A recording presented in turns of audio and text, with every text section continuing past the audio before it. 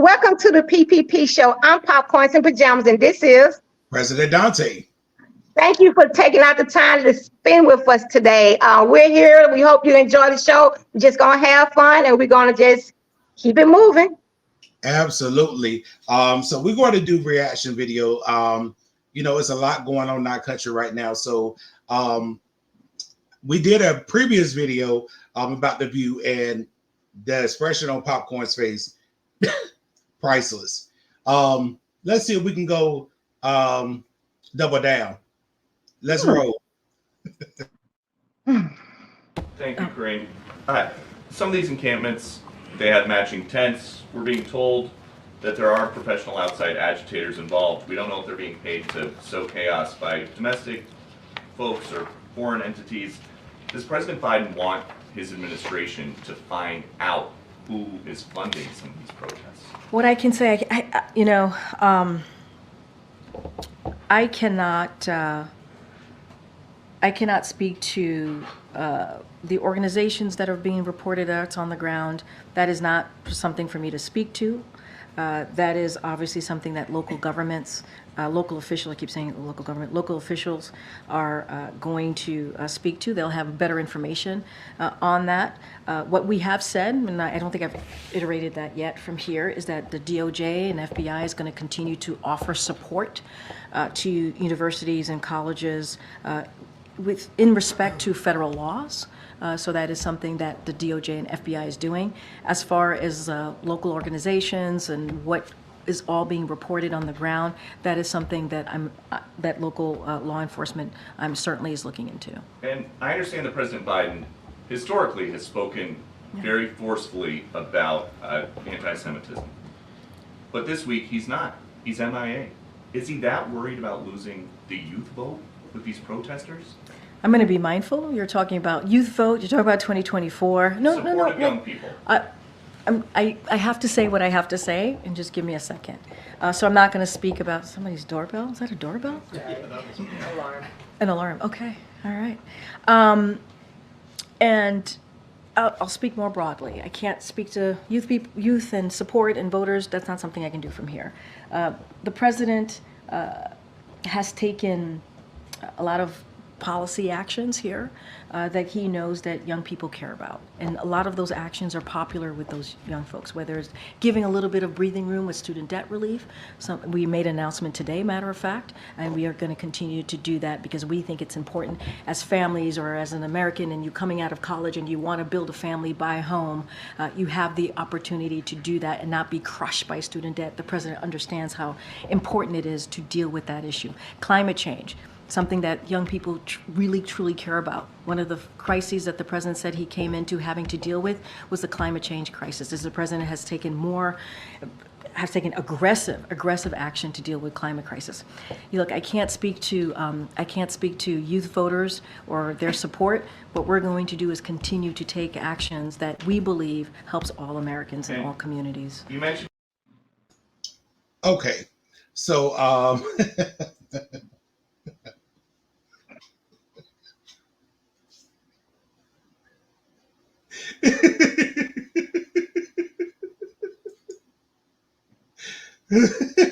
this DEI hire right here, this is what we get when you use DEI.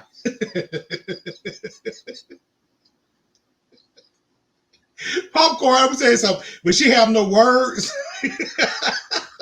Let me tell you something. They need to bring back. I'll circle back around. Jen, whatever name, circle Just back. Bring Jen Circle back. Bring back circle back. I mean, good grief. At least she would circle back.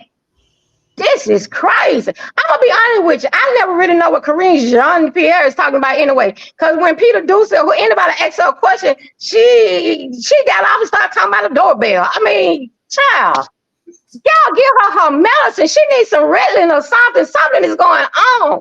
I mean, what are we hiring around here? I'm serious. Well, you laughing. See, mental illness is serious. She needs some Ritalin. She just getting all distracted. She already don't know what she doing. Then she hear a doorbell like like Joe Biden running behind the ice cream truck. She just completely lost. This is crazy. What are we doing out here? Then she told herself, well, the president, he don't want to speak against the young people. Let me tell you something. You're the president of the United States of America. Mm-hmm. I don't care what. You need to address what's going on. And if some of these young kids are offended, guess what? To these doggone participation trophies getters, they just offended. Because they have to learn in life, you don't always get what you want. The president needs to speak to that. Then she comes back and says, well, he's focusing on student loans, something that, they need to be able to get out of school and buy a house. Let me tell you something. How many people have went to college and got out and had to pay their debts and still was able to, get their homes, get their careers or whatever? Maybe they go to school and take up something besides gender studies. Something that you can learn in kindergarten, a boy and a girl in kindergarten. I don't even know why you need to spend hundreds of thousands of dollars for gender study. But maybe they go to school and take up something that they can actually make some money and they can pay their own bills, because I don't want to pay their bills. Right. I don't want to pay their bills. It's not my responsibility. It's not my husband, my son, yours, anybody else's responsibility to pay their bills. They made those debts. They need to pay. And let me tell you what this administration is doing. This administration is setting these kids up to fall into socialism and communism easy. They're going to fall into it so easy to it's going to be ridiculous. They're not going to fight back. They're not going to push back, because they're going to think everything's supposed to be handed to them from the government. They don't know how to work for nothing. And then when they don't get anything, they scream and holler and have tantrums. And this what happens when parents have not did their job. Because if a parent did their job coming up, pat them butts up and let them know that you don't get everything you want, this wouldn't be going on. Absolutely. I'm gonna need DEI hire at the best. This is what you get when you hire DEI. They hire on identity. She's black, she's a woman, and she's gay. That's what they hire. They didn't hire her for experience, because she absolutely don't have any. Zero. It is what it is. Zero experience. And the thing is, he's asking about the protests and Biden coming out speaking about that. She's talking about climate change. Those who have nothing to do with the other. And student loan. It has nothing to do with nothing. And the thing is, that's funny to me is that Joe Biden, in a sense, is funding both sides of this issue. He is. Like, you sending money over to Gaza, you're sending money over to Israel. He is. You need to just pull back and let them do them. You know what I'm saying? Figure it out. Because this right here it's not cool, and I believe that this is going to cause a whole big combustion of stuff that we, the American people, didn't even sign up for. We didn't ask for this. We're not making no calls. We're just trying to live our life and survive. But they're sitting up here in Congress, and on both sides, they're just doing the most right now. And these schools are being overtaken, and they're saying death to America and putting up Palestine flags and stuff. Since when is that okay in America? Because you can't go over there. Biden got in office. Since Biden got in office, and since the Democrats stood back and allowed this to happen. But I'm gonna tell you something, and I'm gonna talk about the Republicans for a minute. I'm gonna have to. I know we're talking about Karine Jean-Pierre, the DEI hire. I know that.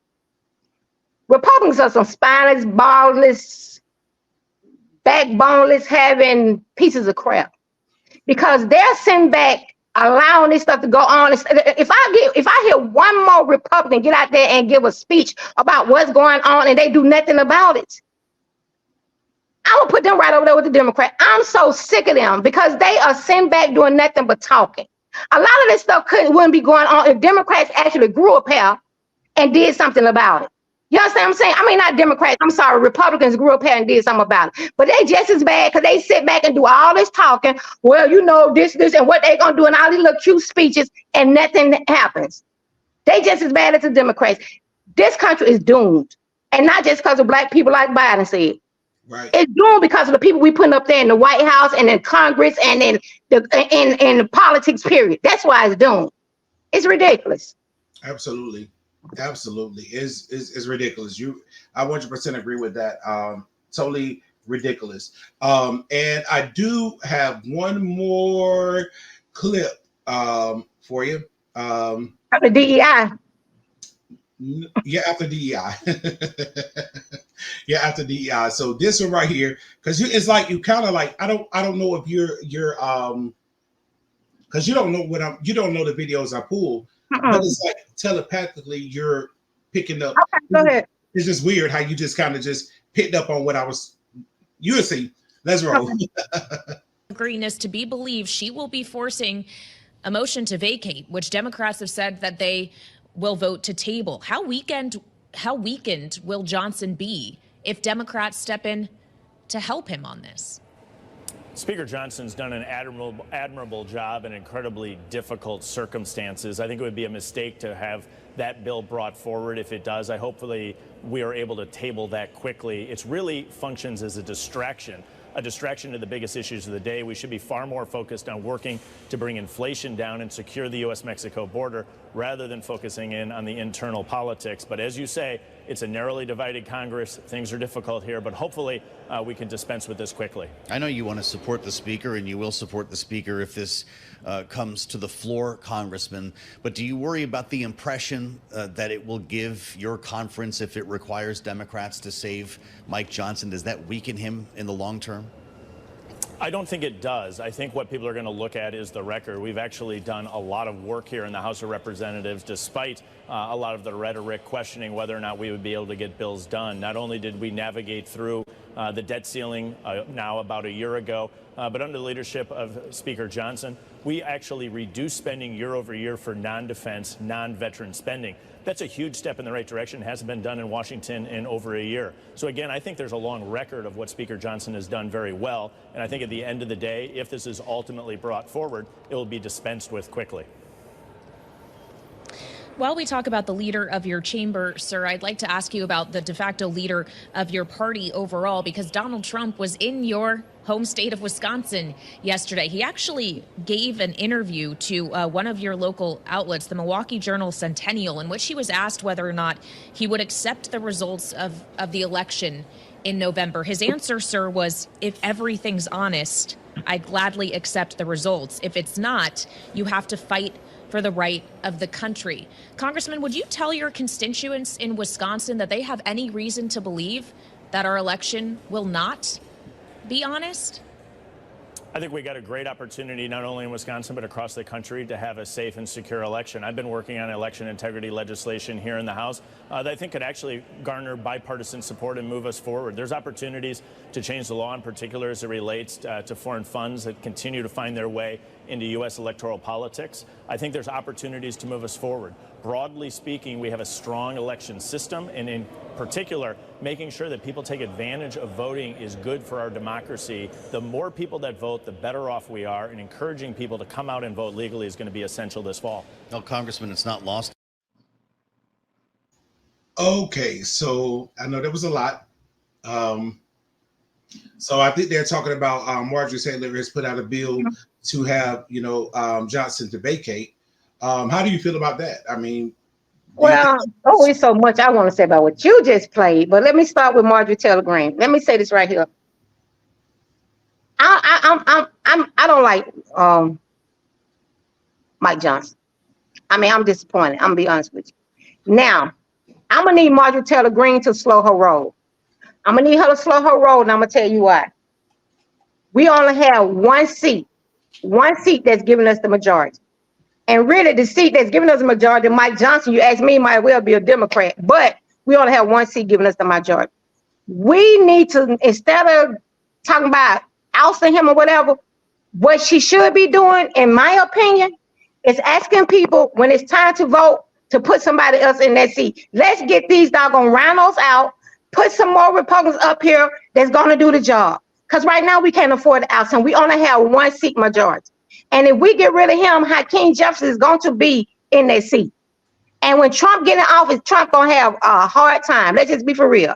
So I think Marjorie Taylor Greene needs to slow her roll. She don't have to bite that bullet like the rest of us doing until it's time for us to vote.